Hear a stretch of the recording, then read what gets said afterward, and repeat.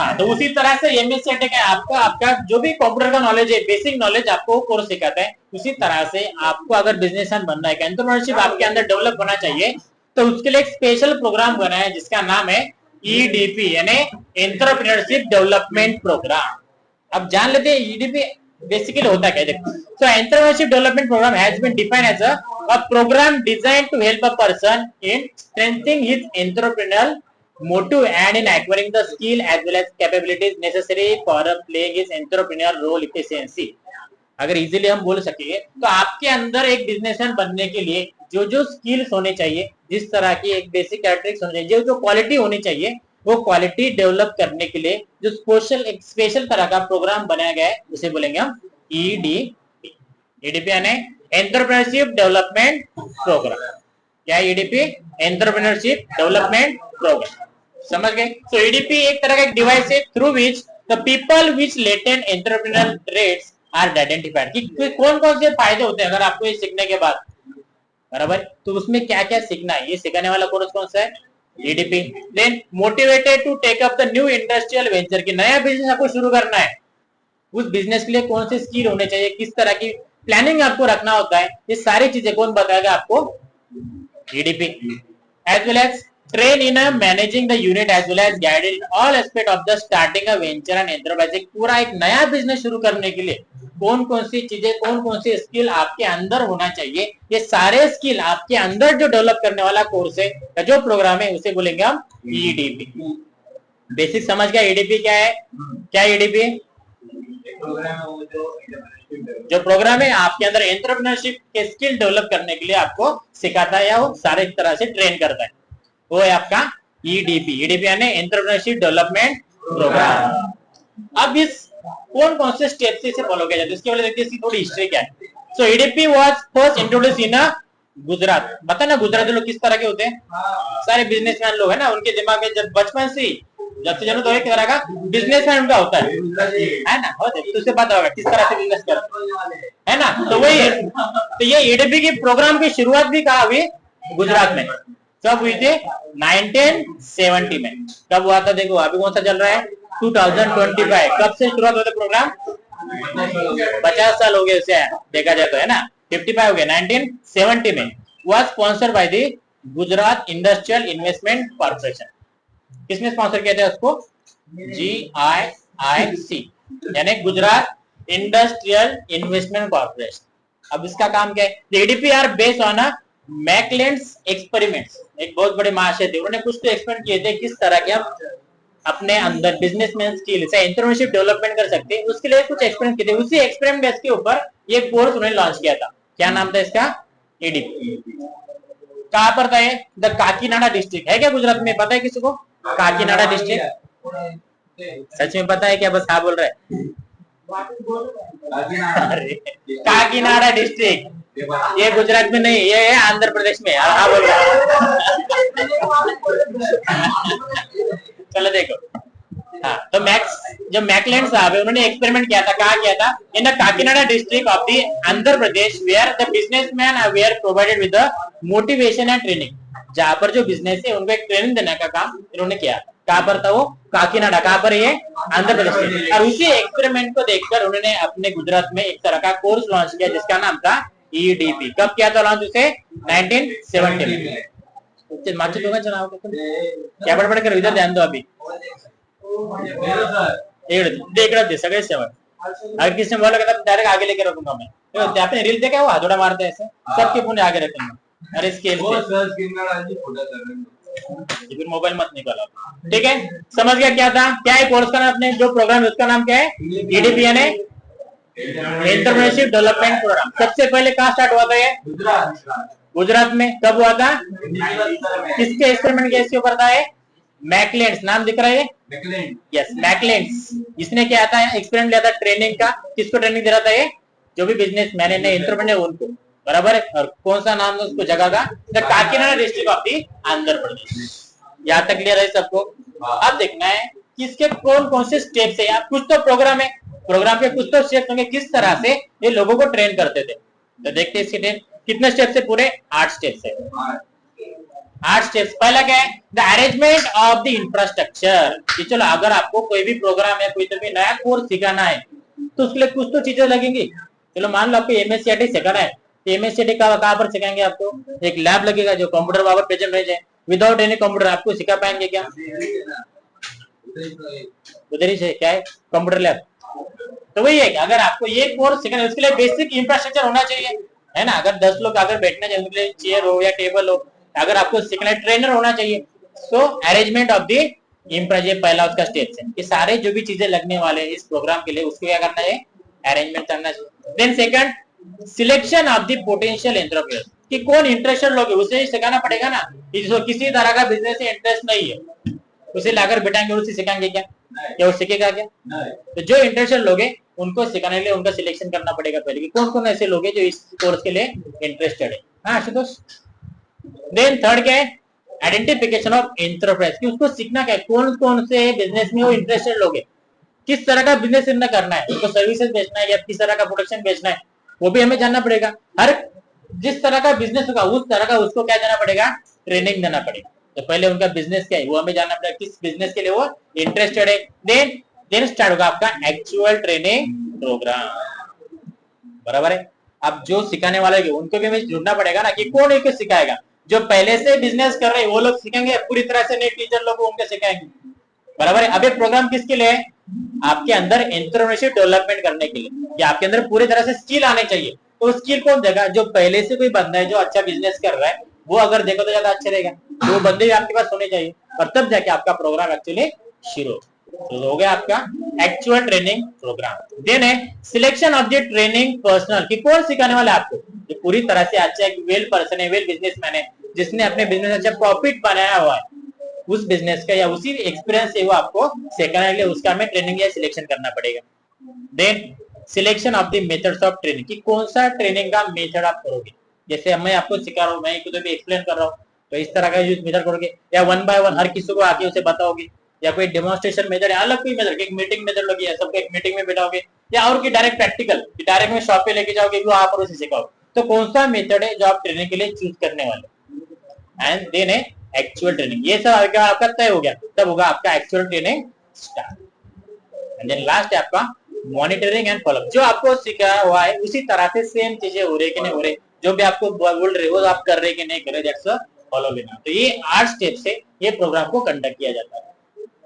समझ में आ रहा है कितने स्टेप थे इसके? पहला स्टेप कौन सा है, अरेंजमेंट ऑफ द इंफ्रास्ट्रक्चर, की जो जो चीजें बेसिक चीजें आपको इस प्रोग्राम को कंडक्ट करने के लिए होनी चाहिए, चलाने के लिए होनी चाहिए, वो सारी चीजें वहां पर उनके अरेंजमेंट करना, उसको अवेलेबल करना। देन दूसरा क्या है, selection of the potential entrepreneur, कि जो इंटरेस्टेड लोग हैं उनका सिलेक्शन करना। बराबर है। जिसको सीखने का मन है उसी को हमारे कोर्स के लिए अप्लाई करना है, उसको सिलेक्शन करना। देन तीसरा क्या है, रावते खाली आता है आवाज नहीं करता। तीसरा क्या है, आइडेंटिफिकेशन ऑफ द एंटरप्रेन्योर, किस तरह का बिजनेस को करना चाहते हैं। हर बिजनेस का अलग अलग स्किल होता है, अलग अलग स्ट्रेटेजी हो सकता है, वो स्ट्रेटेजी सीखने के लिए उनका माइंडसेट किस तरह, कौन सा बिजनेस को करना चाहते हैं वो हम सिलेक्ट करेंगे। देन है selection of the, then actual training program कहाँ लेने वाला है उसका सब सेटअप करेंगे। देन है selection of the training person, कि कौन उसे ट्रेन करने वाला है, कौन लोग हैं जो उसको सिखाने वाले हैं, उनका भी सिलेक्शन करना पड़ेगा। अभिनव बिंद्रा का नाम सुना है? अभिनव बिंद्रा,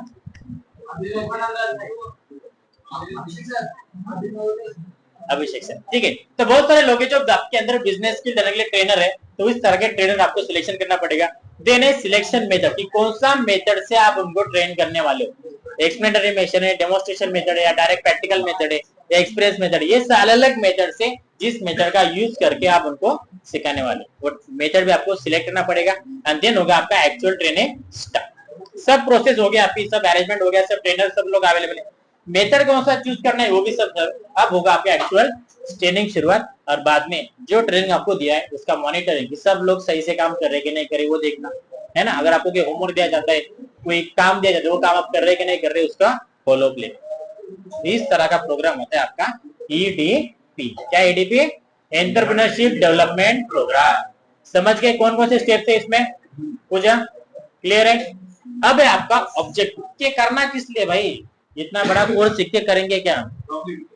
प्रॉफिट के लिए, वही इसके मेन ऑब्जेक्टिव। जैसे आपने एमएसआईटी कोर्स सीखा, किस लिए सीखा था कि आपको कंप्यूटर अच्छे से चलाते आना चाहिए। उसी तरह से इस ईडीपी के ऑब्जेक्टिव क्या है, स्टेप समझ गया क्या क्या है, तो किस तरह से एक कोर्स आगे बढ़ने वाला है। अब देखना है इसके ऑब्जेक्टिव कि मेन टारगेट क्या है इनका, मेन एम क्या है, किस लिए हम सिखाने वाले, किस लिए प्रोग्राम कंडक्ट किया जा रहा है, क्या इसका मेन मोटिव है।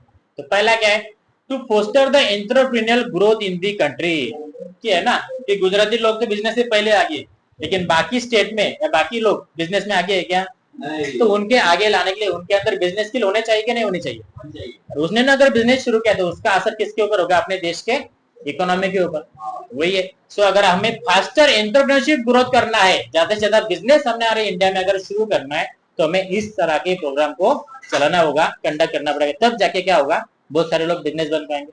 बिजनेसमैन बनेंगे और उसका फायदा क्या होगा, अपनी इकोनॉमी ज्यादा तेजी से बढ़ सकती। तो मेन क्या है आपका, to foster the entrepreneurial growth in the country, कि अपने देश में नए नए बिजनेस शुरू हो सके जिसकी वजह से अपनी इकोनॉमी की ग्रोथ हो सके। ये पहला उसका ऑब्जेक्टिव है। समझ गया पहला ऑब्जेक्टिव क्या है, to foster the entrepreneurial growth in the country.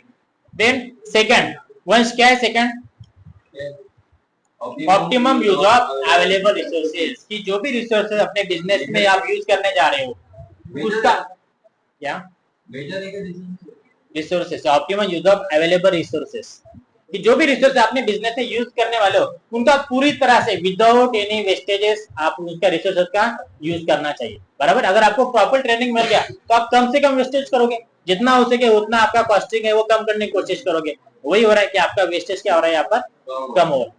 तो वही करने के लिए आपको क्या चाहिए, ईडीपी प्रोग्राम, ये उसका ऑब्जेक्टिव है। देन तीसरा क्या है जतिन, तीसरा वाला, development of backward regions and improving the economic status of socially disadvantage groups.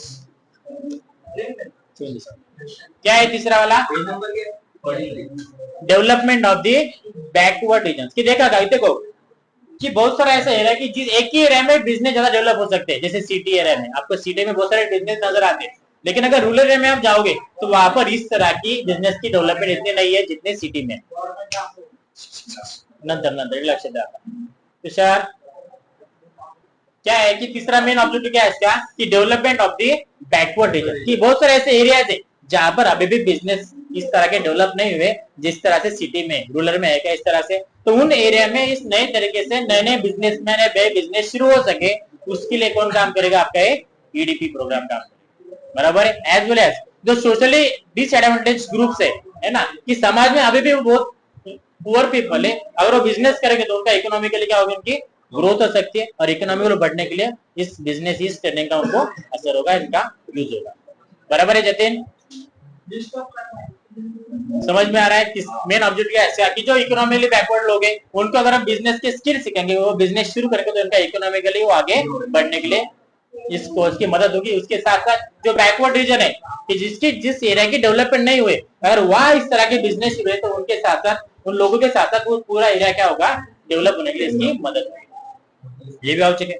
Then fourth है एम्प्लॉयमेंट अपॉर्चुनिटीज। अगर एक भी बिजनेस शुरू होता है, एक बिजनेस पर बहुत सारे लोग इनको एम्प्लॉयमेंट मिल जाती है ना। अगर एक ओनर है, ओनर के साथ बहुत सारे लोग काम करने वाले होते हैं, एम्प्लॉयमेंट होते हैं। एक भी बिजनेस शुरू होता है, एक के साथ 2-4 लोगों का घर चलता है। बराबर है ना, जिसने बिजनेस किया उसका तो चलेगा, लेकिन उसके साथ काम करने और भी लोग हैं, उनका भी घर उसके ऊपर चलता है, मतलब उनको क्या मिल रहा है, यहाँ पर एम्प्लॉयमेंट जनरेशन हो रहा है। तो जितना ज्यादा ये लोग बिजनेस शुरू करेंगे उतना ज्यादा क्या होगा, एम्प्लॉयमेंट जनरेशन होगा। बराबर, तो ये मेन इस बिजनेस इस प्रोग्राम का ऑब्जेक्टिव क्या है कि अपने इंडिया में ज्यादा तेजी से क्या होना चाहिए, एम्प्लॉयमेंट जनरेशन होना चाहिए। कि सब लोगों को या गवर्नमेंट जॉब दिला सकती है क्या, सबको गवर्नमेंट जॉब मिला सकते हैं, नहीं मिल सकता। इसलिए अगर आपने बिजनेस शुरू किए तो एक बिजनेस के साथ उसके ऊपर और भी लोग हैं जिनकी फैमिली ग्रो हो सकती है, और इस तरह से हम एम्प्लॉयमेंट जनरेशन कर सकते हैं। समझ गया था। अभी लास्ट आपका इसका ऑब्जेक्टिव है widening base of small and medium scale industries, कि चलो आपने बिजनेस में एक बहुत बड़ी इंडस्ट्री नहीं भी बनी तो एक छोटा बिजनेस तो बन सकता है। बराबर है, एक छोटा बिजनेस ही बाद में जाके क्या होगा, एक बड़ी इंडस्ट्री बन पाएगा। देख अपने इंडिया में small as well as medium scale industry शुरू करना एक इसका ऑब्जेक्टिव है इसी ईडीपी प्रोग्राम का। अरे भूत आदि इतना एक टॉपिक से खत्म होने दो, और अभी बहुत टाइम है, आधा घंटे, लास्ट वीडियो में देता हूँ आपको पहले, ठीक है। क्या बोला आप देखो, क्या प्रोग्राम है आपका ईडीपी, यानी कब शुरू हुआ था ये? कहाँ पर हुआ था? किसके एक्सपीरियंस के बेस पर हुआ है? मैकलैंड। और उसने कहाँ पर ट्रेनिंग किया था उसका? आंध्र प्रदेश काकीनाडा डिस्ट्रिक्ट। अब इसका मेन कितने स्टेप्स है इसके? 8 स्टेप्स है। पहला स्टेप क्या है?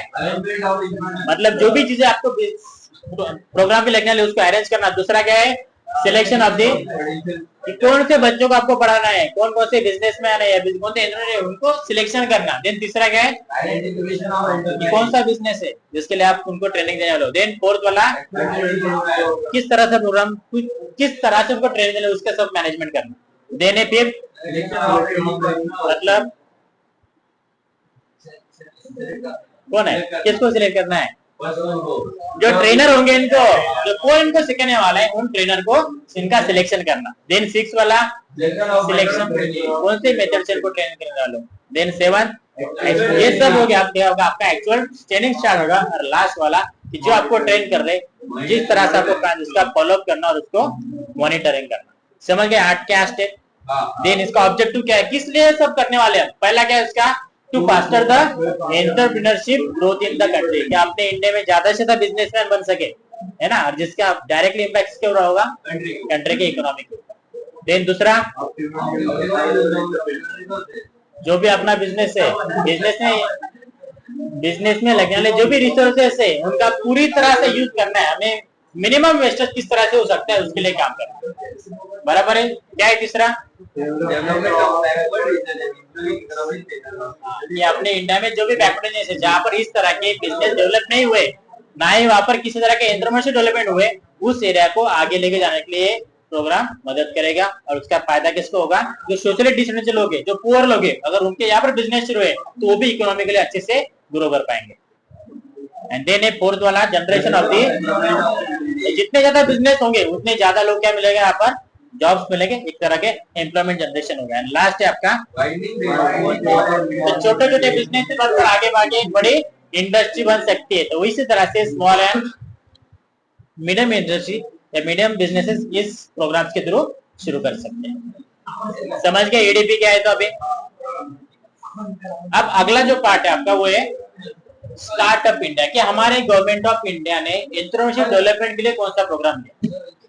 कल क्यों, अभी लेंगे थोड़ा, एक इंट्रोडक्शन लेते हैं, मीनिंग जानते हैं, बाकी आगे बस मीनिंग क्या है, कब स्टार्ट हुआ, किस लिए स्टार्ट हुआ, बस इतना ही जानेंगे।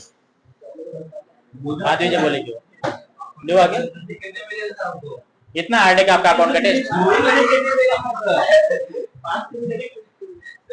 अगला जो पार्ट है वो है स्टार्टअप इंडिया। स्टार्टअप हम किसे कहते हैं बताओ मुझे। स्टार्टअप यानी किसे कहते हैं? स्टार्टअप्स